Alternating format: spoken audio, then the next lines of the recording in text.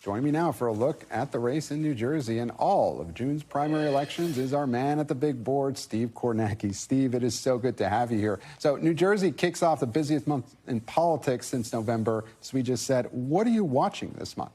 Yeah, here we go. 3 primaries in 3 weeks in the 3 biggest elections of 2025.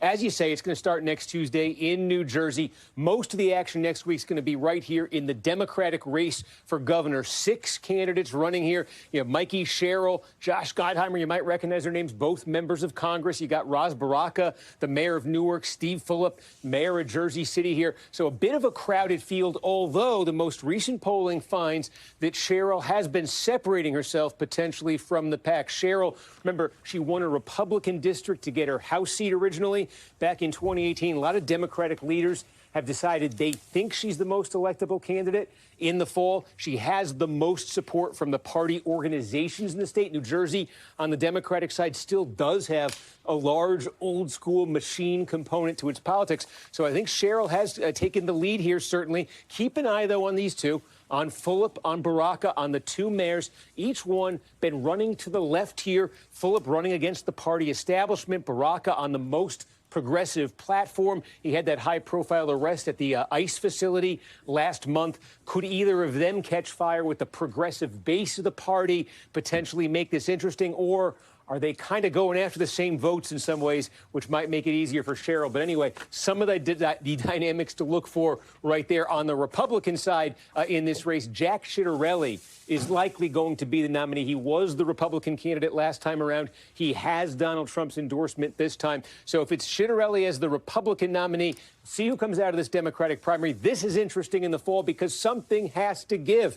Look at these 2 trends. New Jersey has elected a governor from the White House party only 1 time in the last 9 elections. That would be bad news for Republicans. Trump, the Republicans, they got the White House. But how about this? New Jersey has also not elected a governor from the same party in 3 straight elections in 64 years. And the last 2 elections were won by Democrat Governor Phil Murphy. So that's bad news for the Democrats. One of these trends is going to have to take a bit of a change this year. Then next, 2 weeks from now, 2 Tuesdays from now, Virginia. This is not an eventful primary. Both parties have already settled. Democrats on Abigail Spanberger, Republicans on Winsome Earl Sears. There are races there for lieutenant governor, attorney general to fill out tickets here that will be decided. But really, the general election here has begun.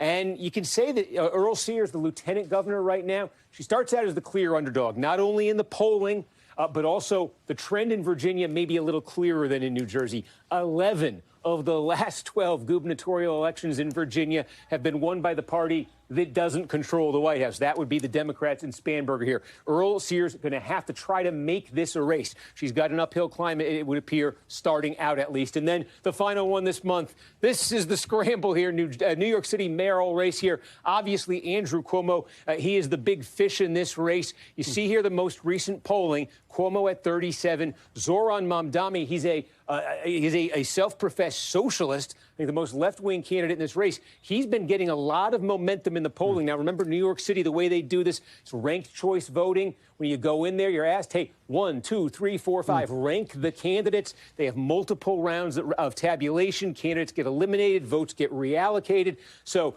Cuomo and Mamdani, that could end up being the matchup that emerges from the ranked choice. And that's where the wild card does come in here, because whoever wins this primary on the Democratic side, there's the potential this could carry over into November. Why? New York City, they allow multiple parties to field candidates, the same candidate in general elections. So what's happened, Andrew Cuomo has gone and started his own party in New York City. And so the possibility is there. If Mamdani were to catch him, Andrew Cuomo could run as that party's candidate in the general election, take another shot at Mamdani, and also in that general election, if this isn't confusing enough, the current mayor, Eric Adams, skipping the Democratic primary, says he's running third party in the fall. Steve Kornacki, a true expert in New Jersey politics and just about everything else. Steve, it's so good to have you here. We appreciate it.